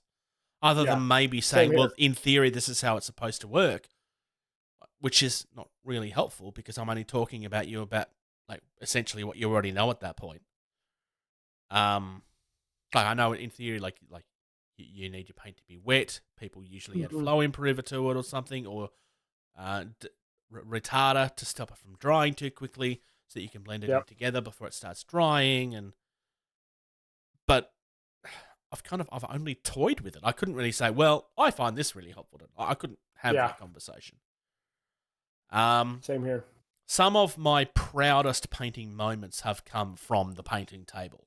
So personally, I really highly recommend it because I have got some really good advice. I've got some really good moments going. And you will get there sometimes where like it will just flow. And that happens by yourself sometimes as well. While you will just have that day where everything goes right, or you're that focused that you get way more done than you ever thought that you would have. But you will also, on equal measure, sometimes you will sit down and you will be there for 4 hours and you might be lucky to build one miniature or paint one. Or half of one. Yeah, that is definitely a thing. I don't know about over on your side of the world, but over here, we started having paint table conversations, which normally if you hear me and my friends talking about paint table conversations, they're conversations that basically end up becoming very inappropriate. Like very inappropriate jokes, or like debates about subjects that maybe like it's probably a conversation that should be happening privately, like because it's things that are either going to get heated, but we will actually be just talking about them normally. But like, let's just say politics, for example. This is not necessarily what we were talking about, but polite conversation doesn't go to politics, which is a very terrible thing, by the way, but that's another subject. Like, you don't talk about politics, sex, and religion. Now, I guarantee, like, any of our conversations always went to sex. It was always being discussed, and it was always in very inappropriate manners. Not rude, to the fact that it would offend people, but inappropriate where it's like, but you can't really have kids around the painting table. And that's a problem, because in a store environment, you do want kids to actually be able to sit at the table. Right. If that ever happened with us, it pretty much derailed us, because anything that we would talk about is then just basic, and we would have to rein people in because they'd start going in that direction. No. And the problem with that is that then the kid feels like they shouldn't be there, which is not okay. This happened a couple of times. It was this environment where it became clear to me that one of the people we were playing with was somebody that I would never have a game with because they were bragging about clubbing baby seals. People that's listened to the podcast for a while may understand. I've had this conversation about why I didn't play Warmer Hordes at one point, and it was because somebody gave me a very bad impression of that community. Mm-hmm. Thankfully, I now know that not all of the community was like that, but I got the impression that I wanted to stay away from it and never have anything to do with it after that conversation. I will not say the name of the person that had that. Not that I don't even know if they would come across this, but I would just rather not. So, like, conversations around the painting table very rarely stay on topic. That they always wander off. Yeah. So the store that I play at, the owner of the store is very adamant that those type of conversations never occur. Yep. He wants to keep it as family friendly as possible, and so even the employees that are there sometimes at the painting table when they're off work, or because they'll sometimes just come there and hang out after their shift is done. Mm-hmm. That they will ensure that those type of conversations don't occur at all. Yeah. Just because that's how the owner The wants. store probably would have if they'd noticed. Well, then, I don't know. I don't know if they would have or not. I mean, the Games Workshop store definitely did keep, like, depending on who was in store. It was kind of like, it's okay, depending on who's in store. Like, if it starts getting inappropriate while there's kids in store, they would definitely pull us into line. And if they overheard the conversation, and there was people, like, maybe that's not appropriate. Like, and again, like, we're not talking about things that are like, although there would have been people that made comments that make me uncomfortable. But that's why it was conversation and debate as opposed to, yeah. Because the idea of the conversation, it was always a conversation and not a slinging remarks randomly to try and be funny. And Yeah. but that, like, sometimes conversations are inappropriate. But yeah, it's just, I just thought it was worth noting because whenever you get a group of people around, not that you would relate to this, but like if you get a group of people around drinking, for example, conversation always goes there, and it never ends up being appropriate.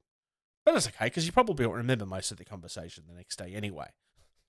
It's just what tends to happen with drinking, and drinking wasn't involved here, but if you get enough like-minded people around, that is the way the conversation tends to go, unfortunately. If you're someone that finds it hard to focus on what you're doing, or if somebody talking about things and that's not related to the hobby is something that's going to frustrate you, then either you need to find the right group of people to paint with, or you're better off by yourself.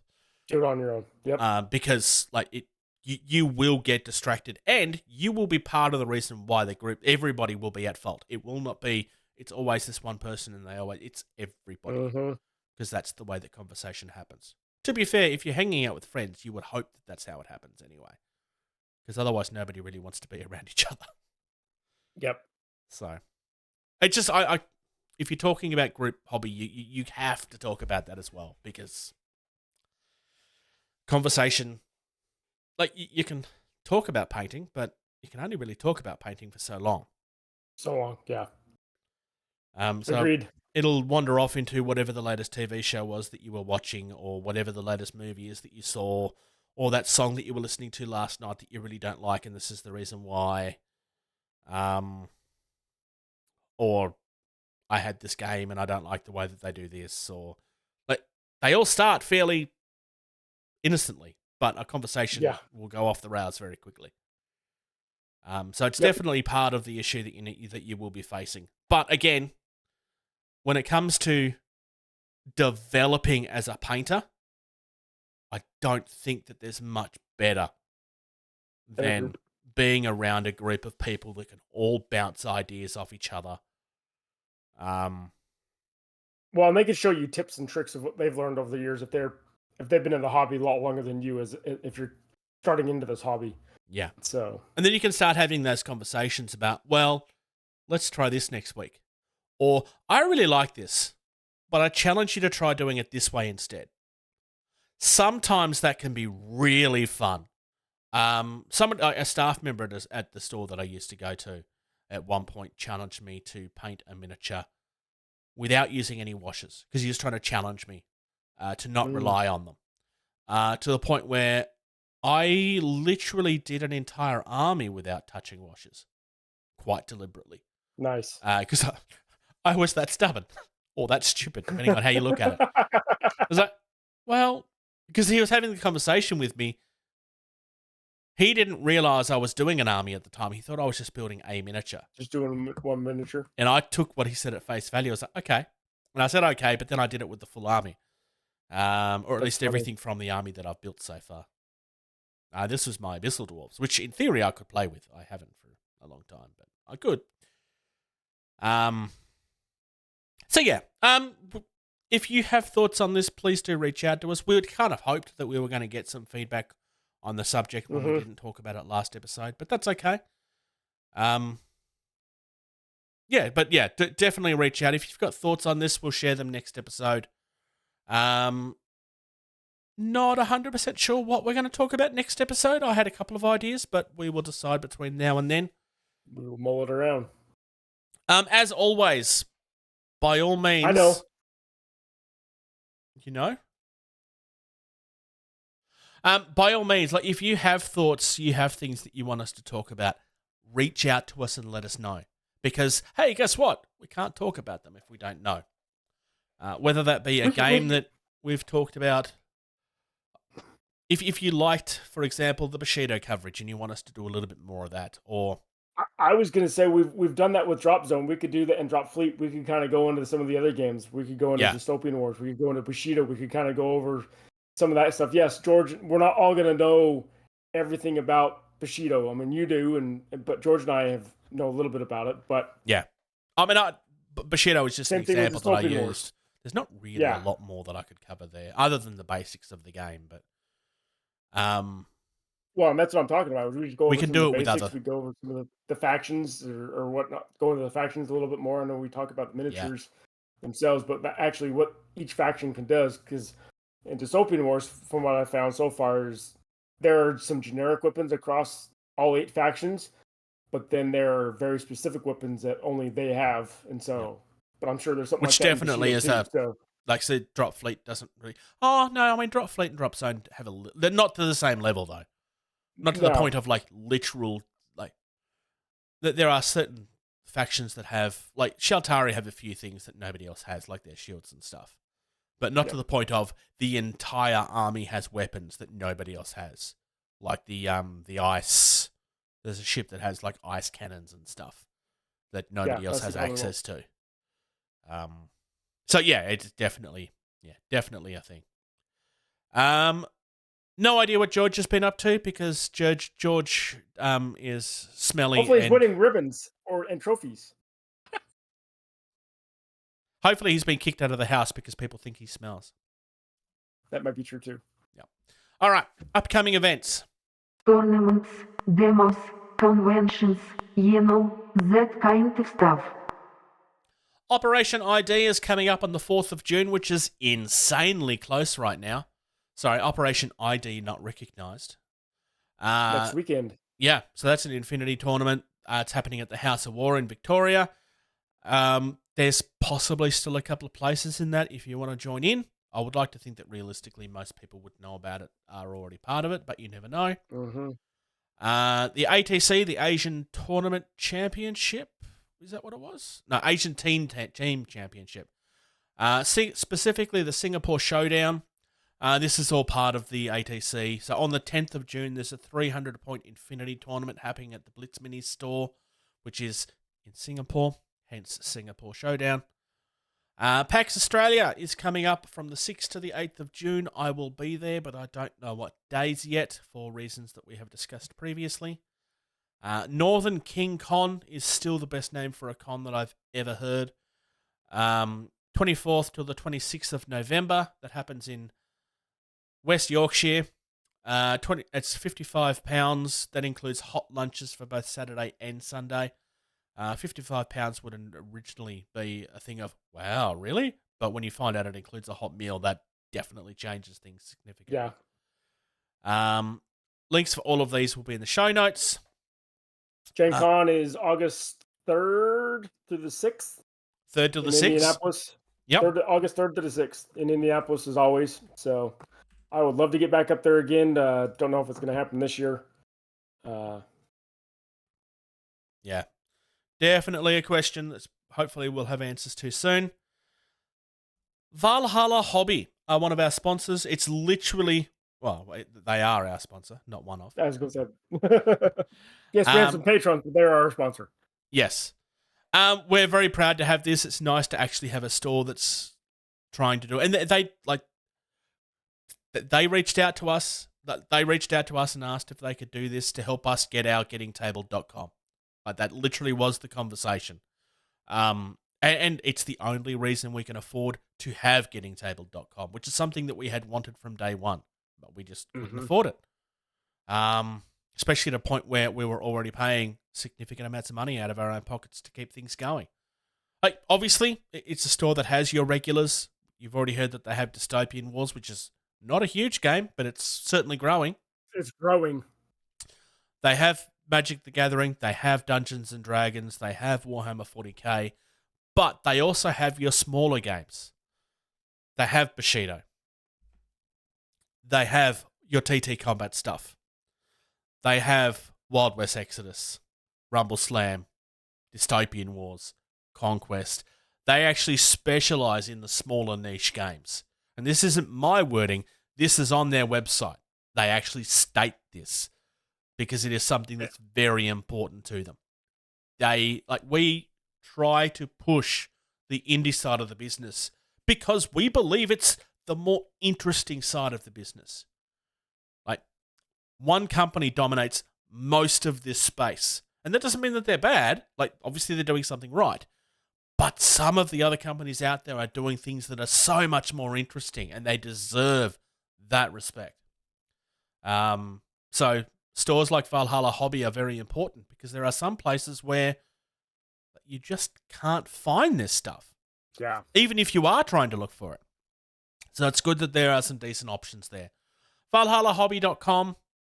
If you're making a purchase of $100 or more, if you use GT2305 at checkout, you'll get 5% off. It also means that you're helping support us as well. We get no kickbacks from that. No. It just means that they can see that you came from us, and it helps justify to them that this is working. So please do that. Definitely appreciate. The prices are also good too. Like, yes, legit, that they are decent prices. So go and support. All right. Speaking of our Patreon, patreon.com/gettingtabled. You get early access to everything that we do. Well, almost everything that we do. You get Monday, Tuesday. You get a four days early access to the video edition of the podcast, which, hey, looks prettier. Does everybody notice how prettier it looks? Yes. And you can listen in on us while we're actually recording. We've had a few folks listen in and type comments while we're recording too, so you have that option as well. So. True. Most of our stuff gets shared on Facebook first, facebook.com/gettingtabled. I mentioned earlier that if you want to reach out to us, please do. You can reach out to us at gettingtabled@gmail.com. Our website is gettingtabled.com. Thank you, Valhalla Hobby, for that. We couldn't have it without you. Twitter and Instagram is @gettingtabled. Both probably need to be used more, but Instagram is more active than Twitter is. Largely because I do use Instagram and I avoid Twitter. So, and otherwise, I mean, I'm only doing it casually at the moment. I actually did do it a couple of times recently. Twitch.tv/JasonTheBruce. I played a little bit of Zelda a week or so ago. I played a little bit of Star Citizen a week or so ago. So, like, because I was about off, I kind of like, well, I'm going to do it with the community. So, it went well. Yep. I will continue to do it on a casual basis. But otherwise, anything else from you, Socks? I'm good. When are you good? Always. Oh, okay. Thank you. Thank you. Thank you. Thank you. Thank you. Thank you. For listening to Getting Tabled. Music used in this podcast was created by Eric Matyas at soundimage.org. and socks will be 18 again next year.